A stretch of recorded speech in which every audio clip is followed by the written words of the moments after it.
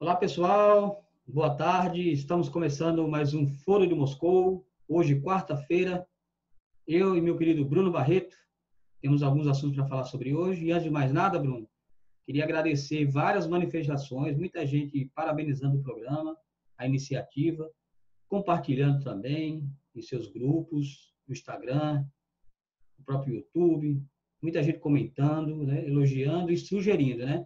Eu quero dizer para esse pessoal, Bruno, que estamos ainda na fase experimental, né, trabalhando a ideia ainda de duração do programa, que deve ficar em torno de 40 minutos. Também vamos trabalhar, deixa eu só tirar aqui esse barulhinho aqui do WhatsApp. Também vamos trabalhar a questão dos mecanismos de transmissão, né, e transmissões ao vivo. Vamos fazer transmissões ao vivo também para que todos possam participar, viu, Bruno? Aí o pessoal vai poder comentar, sugerir, né, criticar também, né, e até pautar, né, com Com certeza. assuntos, né, do dia, né? E aí, Bruno, boa tarde. Boa tarde, William. Boa tarde a todo mundo que está acompanhando o programa.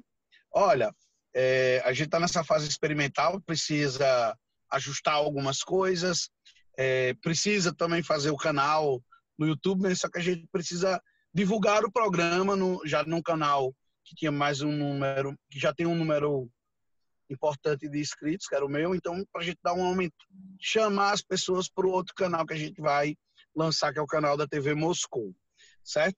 E agradecer também, muito feedback bom, muita gente mostrando nos stories do Insta que estava assistindo o programa, à tarde, à noite, então não importa o horário, pode ser, puder assistir, eu adoro assistir, ouvir programas de YouTube no meu próprio carro, eu instalo aqui umas gambiarras aqui, eu escuto pelo som do carro, ou por uma caixinha de som, prega aqui tela onde está aqui no para-brisa, que nem um Uber, e deixa aqui, vou dirigindo e vou ouvindo. E eu já recebi também sugestões do nosso amigo Tio Coloral, que é viciado em podcast, que a gente converte em áudio e bota. Então fica aí também a sugestão do Tio Coloral para a gente trabalhar, que é muito boa. Ele é uma cabeça super inteligente, sempre tem boas ideias, e ele tinha sugerido também essa questão do podcast. Então, mandar um abraço para ele, mandar um abraço para Pedro Lúcio, para a gente trazer também, a gente vai trazer ele aqui no programa, também vamos convidar em breve Carlos Santos, vamos convidar outros colegas também para participar aqui do programa, não só César Alves, que fez uma participação brilhante, com todo o seu conhecimento que ele tem sobre saúde e segurança. Até da economia ele deu uma pincelada ali, trouxe elementos importantes em relação ao fiasco que é a porcelanato. Vamos Isso. tocar o... Não, exato, essa sugestão do Erasmo, né, o querido Erasmo, companheiro da gente aí de conversas de muito tempo, né? Então, acho que é uma boa ideia depois a gente transformar as transmissões em áudio, né? Criar um canal, quem sabe no Spotify, né? Para que as pessoas possam ouvir no carro, né? Mas também são etapas que nós vamos cumprir. Eu acho que vai dando certo. Essa sugestão nós vamos aos poucos acatando todas, né, Bruno? Então vamos para os nossos destaques de hoje, né? Vamos lá? Vamos. Eu quero compartilhar aqui uma tela interessante aqui no portal do RN, né? Principais reservatórios do RN recebem pequena recarga após as chuvas. É um material produzido, são informações fornecidas pelo governo do estado, né? Que faz o monitoramento em 47 reservatórios e mostra que está havendo um abastecimento, né, desses reservatórios que até então estavam secos, né? Então, podemos dizer que as chuvas estão por vir? O que você acha, Bruno? Teremos inverno? A expectativa é que tem, eu tenho esperança que a gente possa ter um inverno bom.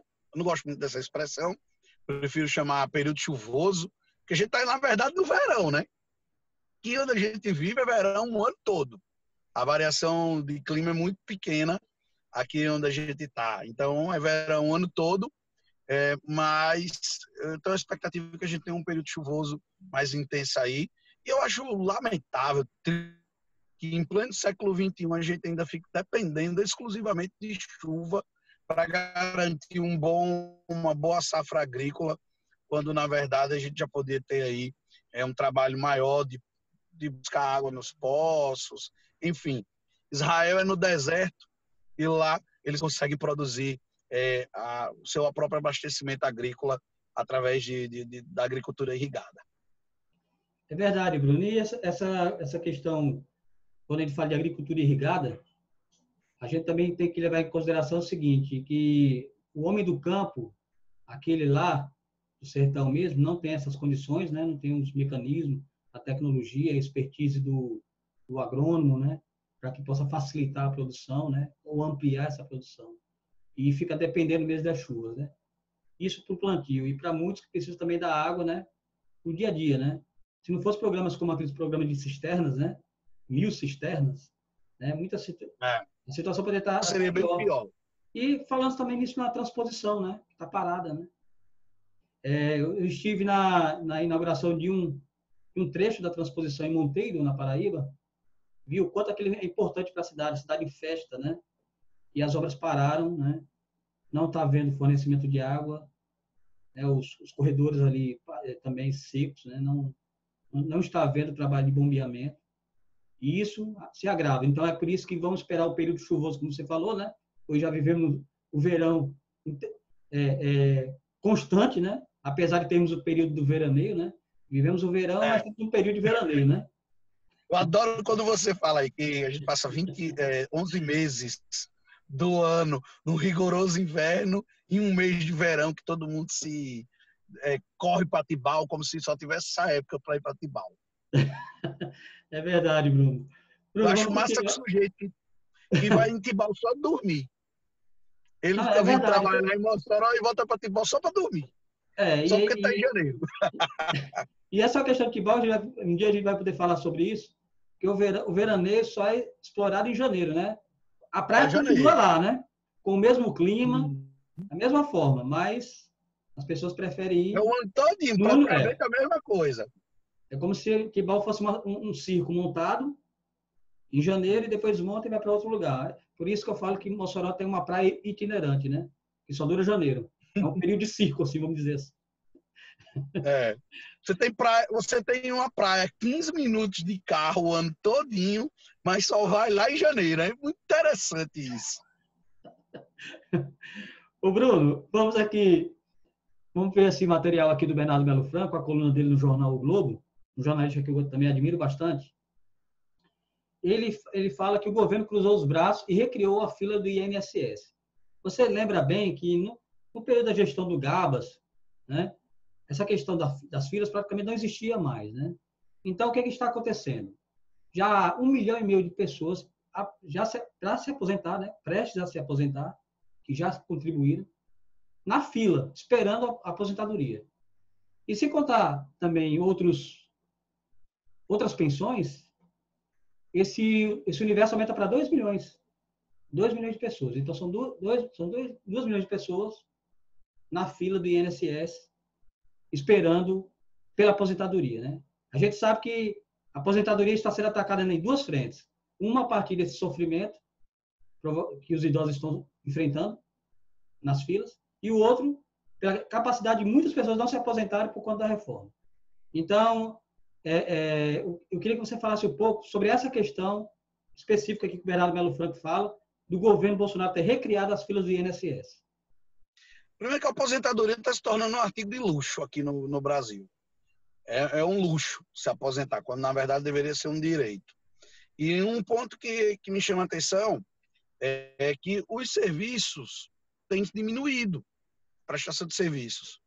E aí a saída que está sendo encontrada para aumentar aí, né, resolver essa questão das filas que estão voltando, é contratar militares, que é uma ideia estúpida. Você tem até aí, creio, que já tem aí encaminhada o material que trata de Rogério. Sim, eu vou até mostrar aqui, ainda bem que você falou, que está aqui. Rogério Marinho avisa que o governo vai convocar militares para zerar a fila do INSS. Destaque no blog do BG, né? Do Bruno Giovanni. Ou seja, Rogério Marinho agora está tentando um paliativo, né? Que até você já tinha falado que não acredito que isso tenha partido do próprio Rogério, né? Não, isso não partiu de Rogério, não. Não, não que ele seja um defensor de concursos, muito pelo contrário. Mas, pelo que eu ouço dele, pelo que eu conheço, ele, por ele não haveria nem concurso. É verdade. Mas ele é um homem, discordar dele, de muitas coisas. Ele sabe que isso é uma ideia, com certeza, o presidente, que é uma ideia de botar militar. Militar é qualificado para um serviço, para a proteção das fronteiras, para estar pronto caso o Brasil entre em alguma guerra. Militar não tem treinamento para atender o público. Imagina um capitão que passou a vida todinha servindo no quartel, atendendo um velhinho lá na agência do INSS. Ou um capitão recebendo ordens de um civil que não é de primeiro escalão num governo. Complicado essa situação aí. Eu acho que é uma ideia estúpida que com certeza tem DNA de Jair Messias Bolsonaro, o presida. E olha só, Bruno, você também não acha que tudo isso já é uma forma de sucateamento da Previdência para justificar também a total Já privatização, o total fim do INSS, né? Como ele é configurado, né? Para que os serviços e as pensões sejam transferidas para os fundos de pensões? não tem a menor dúvida. O objetivo final de tudo que está acontecendo é privatizar a Previdência. Não privatizar no sentido óbvio de vender a privada, mas fazer as pessoas irem aos poucos buscando planos de previdência privada para complementar. Eu fiz econômica e a moça que sempre me ofereceu um plano de previdência privada. Eu ia pagar R$100 todos os meses durante 30 anos e no final eu teria uma aposentadoria de um salário mínimo. Enfim, essa é a crueldade do sistema privado lá no Chile. A gente já viu no que deu. Tanto é que o problema no Chile foi tão grave que, para solucionar, teve que convocar uma nova constituinte, porque a situação lá era legalmente irreversível. Então teve que convocar uma nova constituinte para poder resolver essa questão da Previdência, que é muito cruel. Eu sempre digo que a direita ela privilegia a eficiência e a esquerda privilegia reduzir desigualdades. Nem sempre você tem dinheiro para fazer ações sociais, para reduzir desigualdades. Mas só que você privilegiar demais a eficiência, você pode tornar o Estado superavitário, mas você não cuida do povo. Então o Estado tem sempre que buscar equilibrar, cuidar do povo e manter o equilíbrio das contas. O Chile ele privilegiou demais o equilíbrio das contas. Então ele é um Estado, tem um Estado extremamente superavitário, mas que não cuidou do povo. É Onde verdade. velhinho se mata porque não tem aposentadoria. É verdade, porque existe uma questão interessante nisso que você falou, Bruno, que em relação à política liberal, uma política progressista, quando se trata de estado de bem-estar social, né? Então, vamos considerar o seguinte. Os liberais, eles atuam sobre a lógica que o Estado deve ser administrado como se administra uma empresa, né? Analisando contas e o que entra, o que sai, aquela lógica empresarial mesmo, né? Mas o Estado ele não tem essa finalidade. A finalidade do Estado não é lucrar, né? A finalidade do Estado é garantir um bem-estar de toda a sua sociedade, né? Nem que para isso o que eles chamam de gasto e que os progressistas chamam de investimento precisam ser considerados. Na verdade, para ele, Bolsa Família, gastos com previdência, e isso para eles são considerados como gastos que podem ser cortados e entregues para a iniciativa privada, para não ter o mesmo tratamento, para que essas pessoas não tenham o mesmo tratamento social que o Estado pode oferecer. Em contrapartida também, essas pessoas ficam vulneráveis, que vão precisar pagar muito mais caro por esse serviço. Então, a lógica, Sim. a lógica do Estado, se for trabalhar a questão do lucro, né, vamos cortar 10 bilhões de tal área, cortar mais 20 bilhões do Bolsa Família, vamos cortar mais tanto aqui, tanto da Previdência, vamos economizar, como eles falam, né, 1 trilhão com a Previdência. Se é para eles fazerem uma lógica de Estado, onde tudo precisa ser cortado, né, então, que se acabe o Estado. Né? Então, eu faço o seguinte, vamos propor aqui, a partir de agora, vamos fechar o Exército, porque a gente vamos economizar quanto se a gente fechar o Exército? Né? Vamos fechar as escolas públicas. Quanto é que a gente vai economizar se a gente entregar todas as escolas públicas para a iniciativa privada? Né? Vamos fechar os hospitais. Né? Se essa for a lógica de ficar cortando, né? Sim, Bruno, fala. Corta tudo isso aí e no final, quem? Isso. Ou para quem? Para que o Estado, né? Para que? Qual a finalidade do Estado se a intenção é sempre ficar cortando, né? O que está se considerando aí nesse caso é que eles acham que praticar uma política de bem-estar social é gasto, né? Então é o seguinte, aí entra a questão da meritocracia. Vamos cortar o Bolsa Família ou mudar o nome agora para Renda Brasil, porque essas pessoas podem se virar por si só, né? Vamos trabalhar agora profissões precárias e criar um eufemismo chamado de empreendedorismo, né? É Então vai interessante o trabalhando essa governo lógica na sociedade. Mas tem uma ironia aí, viu, William? O governo Família vai mudar o nome de um programa que se chama Bolsa Família. Sim, o nome já parece que o Uma nome vai ser ironia Renda aí. Brasil, né? Renda Brasil Renda ou se Brasil, Renda quer Brasil, dizer, né? renda, Levante as mãos, Renda Brasil. é, renda remete ao rentismo, Ah, que é quem, exato. na verdade, dá as cartas.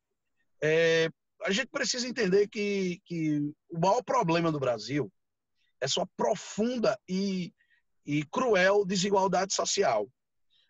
Nós temos a desigualdade social das mais graves no mundo, segundo a Oxfam, 6 pessoas têm o equivalente ao dinheiro de 100 milhões de brasileiros. É um número assustador, que preocupa, que simboliza o tamanho da nossa desigualdade social. E esse assunto precisa. A situação é tão grave que até os liberais, alguns liberais, como Rodrigo Maia, já manifestaram preocupação. A situação é tão grave que o aumento do salário mínimo teve que ser corrigido agora, porque ele tinha ficado abaixo da inflação. E o presidente teve que dar um complemento. Acho que ele viu que que estava pegando mal. O aumento do salário mínimo foi muito baixo em relação à inflação. Então ele conseguiu dar uma corrigida agora, mandou o Guedes dar um jeito.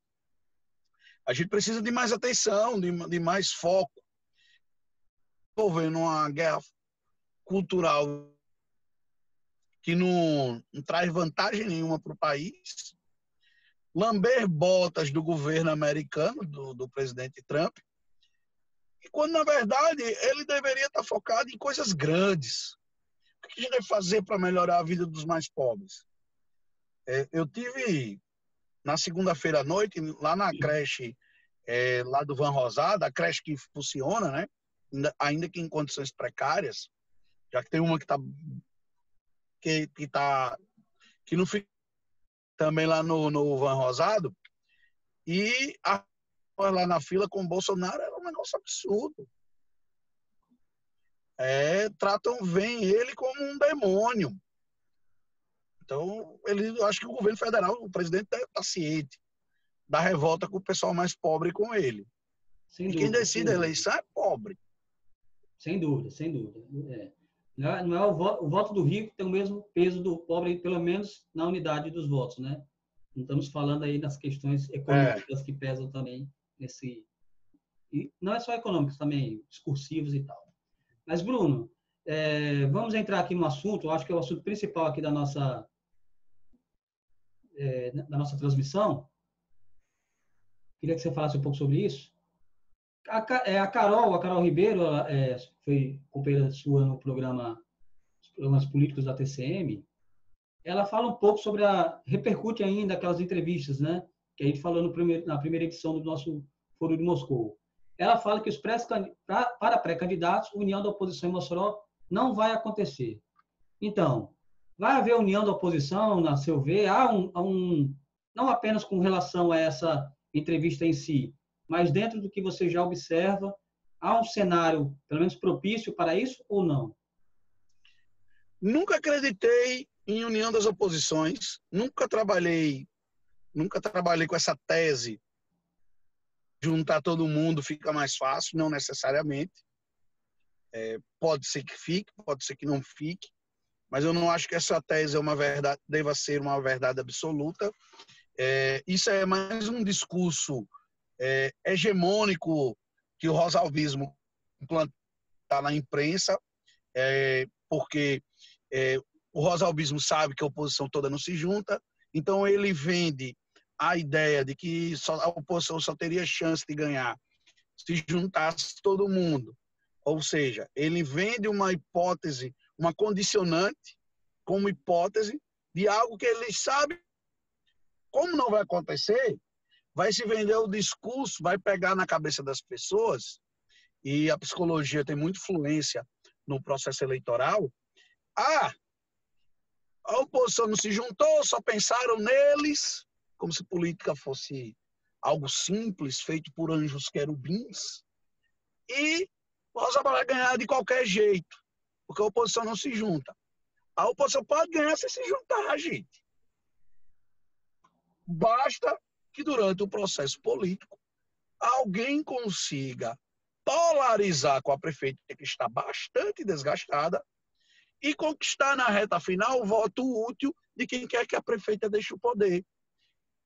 Reeleição é uma disputa plebiscitária. E tem um ponto, que inclusive eu vou escrever um artigo sobre isso, em que nesta eleição Rosalba vai prestar contas com a história dela.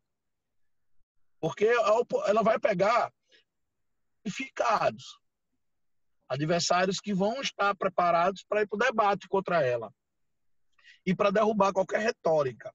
Eu não sei se ela vai a debates, mas é preciso lembrar que em 2016 ela, em alguns momentos, perdeu o equilíbrio emocional confrontada por Francisco José Júnior, que estava extremamente desmoralizado, mas só que ele tem uma qualidade muito grande como político, que era a fluência com as palavras, ele falava muito bem, e o domínio dos números da gestão, que ele também tinha, como poucos eu vi ter, à frente da prefeitura de Mossoró. E ele deu um baile nela no debate da InterTV, terou várias vezes com ele, e ele, com uma daquelas, segurou a onda em relação à prefeita. Então, na verdade, o que há quando se prega essa ideia da oposição unida é, na verdade, uma tese rosalbista, que pega a gente desavisada, inclusive da imprensa. Porque o discurso rosalbista, ele é hegemônico em Mossoró. Ele ainda é hegemônico. Então, dá para ganhar como não dá. Tem exemplos de que a oposição dividida ganhou em algumas cidades.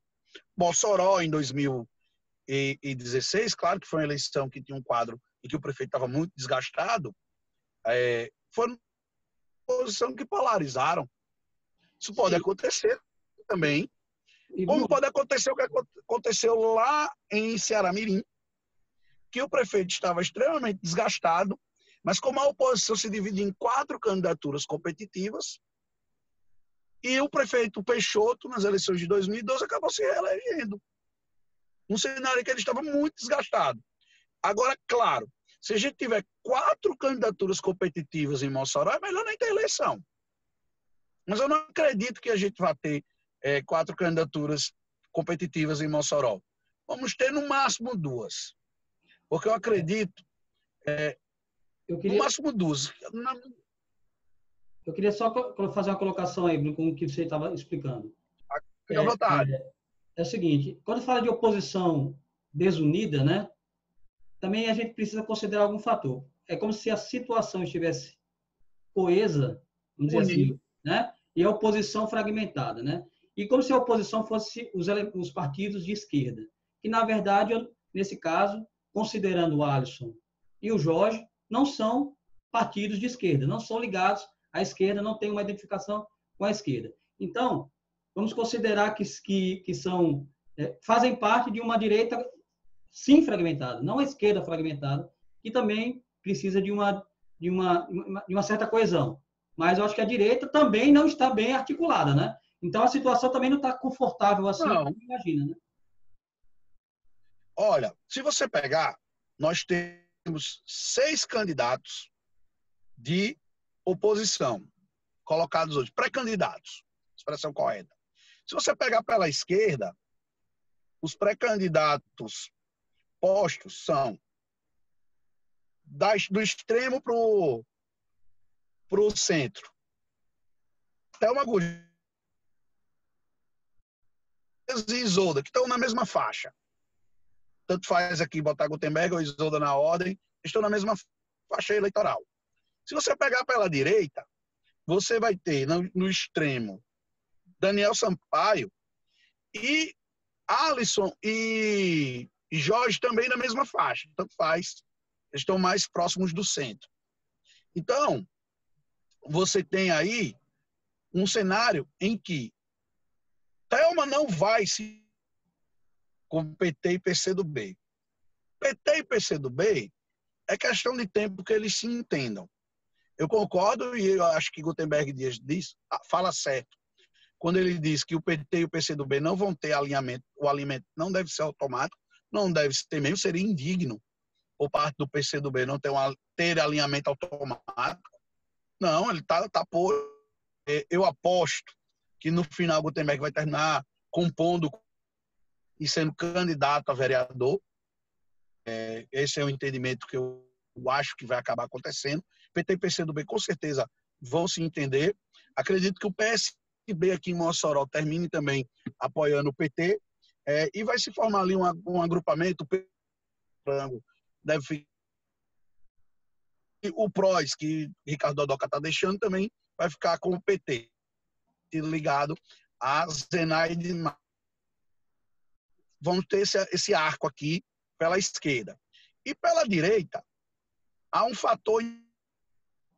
Daniel Sampaio não tem mais partido. PSE. Ou ele arruma um partido hospedeiro para ele, agora nessa reta final aqui das filiações, quando começar a período da janela, ele tem até o início de abril para arrumar um partido, ou ele arruma um partido para ele poder ser candidato, ou ele vai compor com a... Aí, hoje eu acho Um que pouco há uma que proximidade. falhou aí. Ele dizendo, ou ele arruma um partido para ser hospedeiro dele, ou ele vai compor com alguém. Ele tem um bom relacionamento com o Jorge do Rosário e com a Alisson. Pode ser que ele componha com um deles. Pode ser que Jorge do Rosário... Hoje é o mais melé solto de todos. Porque compor com Isolda, com quem ele tem um bom relacionamento. Ele pode compor com Alisson. E ele pode compor com Rosalba. Eu sempre digo o seguinte, ele quer que todo mundo se une em torno dele, Jorge. O discurso dele é muito claro. E ele é o único nome, se você for dizer a grosso modo, observar, que é capaz de aglutinar todo mundo. Porque ele não faz oposição à governadora na Assembleia, como o Alisson faz. Ele não tem problema com a esquerda. O discurso dele não é um discurso que diz esquerda. Ele também não tem problema com o bolsonarismo. Ele não tem problema com ninguém. Então, ele pode... Não vai conseguir. Mas ele seria o único nome capaz de unificar o palanque. Só que isso... Por que não vai acontecer? O cálculo, ele é muito simples. Vamos lá. Todo mundo, vamos escolher aqui o único que agrega todos, que é Jorge. Eu estou falando em tese. Quem vai indicar o vice? Se ele ganhar, aí as principais lideranças da oposição, dados que exercem, são Isolda e Alisson. Quando ele ganhar em 2022, ele vai apoiar a reeleição de quem? Vai se montar uma disputa a reeleição e outra. Quem é que vai ter condições de de ganhar. Você está entendendo? Quais as secretarias? Como é que vai ser a composição? Isso não se trata de interesses individuais, meramente individuais. Isso se trata de uma questão de lógica política. Não é uma construção simples. Então, o que é que vai acabar acontecendo? Jorge que poderia ser o Tertius, ele pode ser vice de... E o desempenho dele nas pesquisas indica que o potencial dele melhor estaria para... Ele já foi vice de Tião. Então, ele pode ser vice de Alice, pode ser vice de Rosalba. Então, tudo pode acontecer. Agora, será um palanque extremamente heterogêneo. Não junta. Fica, eles não têm ideais, não têm... se juntar todo mundo, né? Tudo sem vergonha, né? Vamos dizer isso? Se cada um toma sua posição, eles estão pensando só neles. Política não é assim. Preto ou branco, ou 880. Não, você não monta uma aliança dessa fácil. Então, eu entendo que vai sair na oposição uma candidatura competitiva, direta. Vai ser um processo natural. Vai ser construído ao longo dos próximos meses, tem até julho. Então, o que é que tem que cuidar agora? Se eu sou um líder político, primeiro, vamos cuidar da chapa proporcional. A hora agora é de montar nominata. Então, os políticos devem estar mais preocupados com isso. Rosa vai candidata natural. Ela adoraria ter Jorge do Rosário como vice. Então, isso é um processo. Tudo pode acontecer nesse processo eleitoral, mas a gente precisa tratar tudo com muita calma, com muita tranquilidade, para a gente não atropelar e não confundir as pessoas. Tudo que eu falei aqui, eu falei tudo aqui no campo teórico. Pode ser que no campo Jorge não seja o cara que une todo mundo nas conversas, mas no campo, por causa da Fátima, mas é oposição a... Então, isso já agrada o petismo, já deixa ele em sintonia com o petismo. Mas já são a Fátima. Então, isso não tem sintonia com o petismo. Então, isso já é difícil juntar a oposição toda. E eu acho que tanto Alice como o Jorge é correto a respeito dessas questões. Então podemos considerar também que não há uma desunião apenas da esquerda, né? Desculpe, cortou. Não há uma desunião tão somente da esquerda, né? Vamos colocar assim, preciso ainda também haver uma coesão na própria direita, né? Que para isso também vai vamos dizer assim, vai se desdobrar na sobrevivência da situação, né? Ela também vai precisar ser calculada. Que existe desunião na oposição. Acho que você vê Jorge dizer alguma coisa com alguém da oposição, criticar publicamente alguém da oposição, dar declarações contra os seus colegas da oposição, não vejo. Você vê Isolda dizer alguma coisa com Alisson, eu não vejo ela dizer nada. Você vê Alisson dizer alguma coisa com Isolda, também não. A gente precisa tratar esse assunto a ótica ingênua. Não. A oposição não é desunida. A oposição é heterogênea. Muito complicado. bem. E uma base heterogênea na política. Tem que existir uma convergência de interesses muito grandes. Como seria você pegasse um nome que não tem problema com nenhum lado nem o outro e juntar todo mundo do bolo? Só que para fazer isso, exige uma costura extremamente complexa. Muito bem, Bruno. Vamos passar aqui. Simples. Bruno, vamos passar aqui para o nosso próximo tema. Já deu para esclarecer bem essa questão aí da oposição e da situação, da união ou não, né? Esses acordos ainda, que ainda vão se desdobrar, né? Por enquanto, está tudo no campo ainda das especulações. Mas eu vou compartilhar uma tela aqui com você. Vamos lá. Manda.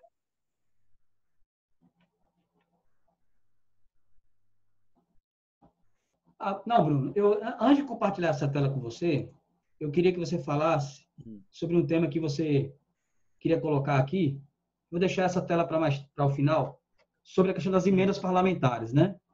Você falou que já tem esse levantamento, ou está levantando, né? Como é que está a situação aí? O que é que você tem? Olha, eu estou fazendo um levantamento, tem muita gente fazendo propaganda, ainda está parcial. Não, eu estou concluindo ainda o levantamento, mas tem que liberou 80 milhões em emendas. Então, um pouco de calma com isso aí, deixa eu concluir o levantamento. Se der, eu concluo ainda hoje, dependendo aí do nível. Ô, Bruno, teve um fato inusitado que você noticiou no seu blog? Então, vamos passar então para o compartilhamento, né? Asfalto cede no entorno da rótula de 200 mil. Prefeitura culpa empresa de telefonia, né? E esse assunto também foi destacado pelo jornalista Carlos Santos, na coluna do Herzog. Caminhão a fundo e asfalto entregue recentemente. O que você tem a falar sobre esse episódio? Olha, virou piada na internet. Tanto a explicação da prefeitura como o incidente. Porque aquela rótula que a prefeitura trata como algo revolucionário, algo que está mudando o trânsito de Mossoró, ela tratou dessa forma ao divulgar, até drone usou para filmar a rótula lá de cima. Menina, foi uma revolução, acabou todos os problemas, né? Corrigindo aqui, todos os problemas do trânsito de Mossoró. Quando, na verdade, a rótula ela é cheia de suspeitas, por causa que pode ter custado 200 mil reais. Um vereador, não estou lembrando agora, não sei se foi Ozaniel, ou foi Genilson, ou foi Alex do Franco, foi um desses três, com requerimento, pedindo o detalhamento do que foi gasto nessa obra. Mão de obra. Porque eles fizeram o quê? E passaram um asfalto do lado. E aí, esse incidente aí, a prefeitura só faltou culpar o motorista da caçamba. Ela botou a culpa numa empresa de telefonia. E aí, virou piada na internet, porque todo mundo dizendo ela nunca assume nada. Tudo a culpa é dos outros. E esse é um grande problema de Rosalba. Rosalba está sendo prefeita pela 4ª vez. Ela está no 4º ano do último mandato. E ela continua sempre culpando os outros. A gestão dela parece que não tem nenhuma falha. Eu tenho a sensação de que é só acertos. É uma gestão que, inclusive, não tem obras. Ela dando uma entrevista ao Jornal de Fato, que é um veículo ligado a ela, há muitos anos, historicamente, o próprio entrevistador perguntou se a gestão não está como as outras. E ela não aceita. Ela reage, ela diz que não é bem assim. Mas qual é a obra? Não tem. A Rosalba não construiu um hospital. Ela não construiu nenhuma obra de infraestrutura para atrair empresas. Eu não conheço nenhum projeto da gestão que proponha algo para melhorar o trânsito, fora essa rótula. A grande obra de Rosalba no ano de 2019 foi a rótula. Para entregar a praça lá, que todo mundo diz que não mudou nada, a praça está do mesmo jeito, a Praça da Catedral, a prefeitura fez uma festa, uma pompa. Quando abriu, a montanha pariu um rato. A praça praticamente do mesmo jeito. Então, nem praça, que ela sempre foi muito eficiente, né, nas praças, nem nas praças ela está conseguindo ser. Então, tudo isso aí gera uma desconfiança do público. Sem falar que Mossoró é uma cidade projetada para um universo da carrocracia, né? Ou seja, as pessoas não podem andar a pé aqui, as calçadas são desniveladas, nunca se preocuparam com essa questão, né? Pouca mobilidade assim, se não tiver carro, você não faz nada em Mossoró. O sistema de transporte coletivo também aqui não atende 100%, né? É bastante precário, né? Não atende todos os pontos da cidade. né? Não chega a todo mundo, né? Inclusive a E Plus tem falado sobre isso, por né? incrível que pareça, apesar da propaganda equivocada que ele fez na época, o prefeito, para melhorar o trânsito, todos os problemas, que é Francisco José Júnior. Não estou dizendo aqui que a gestão dele foi boa Fale de novo aí, Bruno. demais. Você falou aqui. Eu estou dizendo que, por incrível que pareça, o prefeito que mais fez para o transporte público foi Francisco José Júnior, apesar da propaganda extremamente que fez na época. E eu Porque lembro que ele... naquela época que ele tentou resolver a questão do transporte público, havia uma perseguição sistemática aos ônibus, né, para ver até onde eles quebravam, né? Tinha essa coisa assim, até meio engraçado de falar, né? Mas, Bruno, vamos já. Não, o Rosalbi... Nós estamos chegando no final, viu, do programa. Aí eu queria só agora, para a gente já encerrar, arrematar mesmo, eu vou compartilhar aqui um assunto para você falar rapidamente. Você vai lembrar de um episódio que os carteiros, né, queimando bandeiras do PT, você lembra, né, dessa foto? Sim. Uma foto bem emblemática, né? E parece que agora há um movimento no governo federal, né, de privatizar os Correios, né, e uma possível demissão de 40 mil servidores. Quem está dando isso aqui é a coluna Painel do jornal Folha de São Paulo. Ou seja, já há um trabalho mesmo de sucateamento dos Correios, né, para passar esse serviço para a iniciativa privada, que eu imagino que a iniciativa privada não vai ter muito interesse de montar agências, né, em cidades pequenas, como os Correios praticamente estão em todas, né? Então, acho que não sei como é que será o tratamento caso os Correios sejam privatizados nessas cidades, né? E eu vi até gente dizendo, economistas, que os Correios não precisam nem privatizar. Basta fechar os Correios e liberar geral para iniciativa privada. Não precisa nem alguém comprar os Correios. Sim. Basta que rompa o monopólio e feche. Ou seja, dane-se quem for funcionário dos Correios, quem tiver passado em concurso. Minha saudosa avó, dona Darquinha, foi funcionária dos Correios por quase 40 anos. E eu tenho um carinho muito grande por essa empresa. E lamento muito. É revoltante. Agora, fica a lição, né? Para quem queimou... Como é que se diz aí? Queimou a bandeira do PT, né? Na época. Queimou as bandeiras, né? Isso.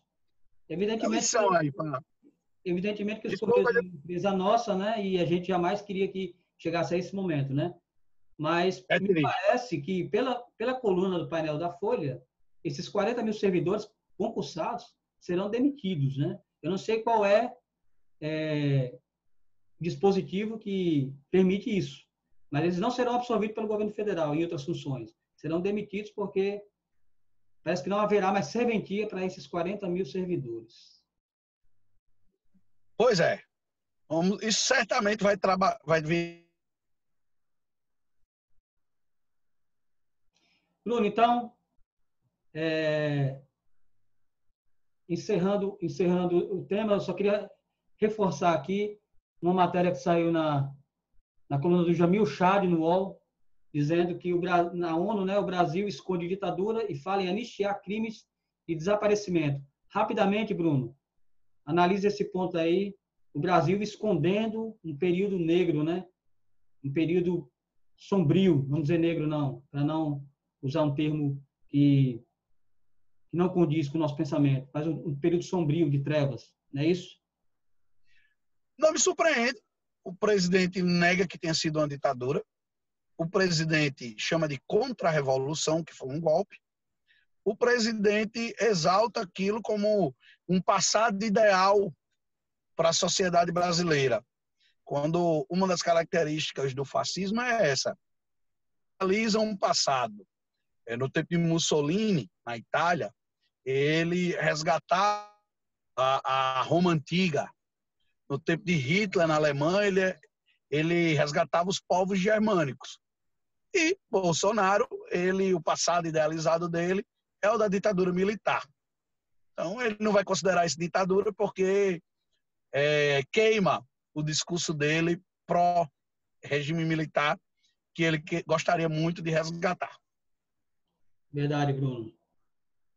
Mas vamos esperar que não a noite que dure para sempre, né? Esse governo não vai ficar para sempre. Vamos esperar que as coisas mudem e a gente volte à normalidade democrática, né?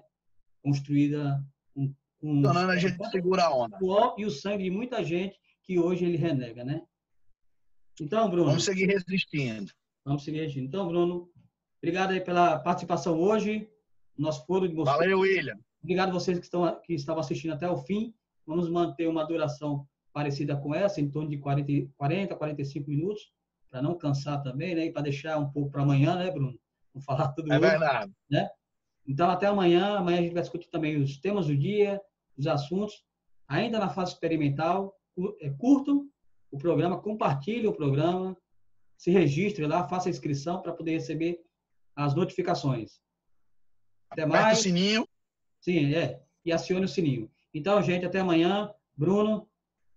Valeu, William. Valeu, amigos. Até mais, queridos.